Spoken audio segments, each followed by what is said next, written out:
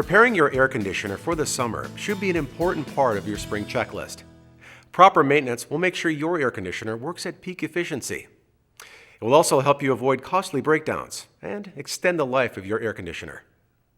Here are 3 things you can do to get your AC ready for summer. First, replace your furnace filter. Why? Your AC uses the same filter as your furnace. A dirty filter will make your AC and your furnace work harder, which means they'll be less efficient. Not to mention a clean filter means cleaner air in your home.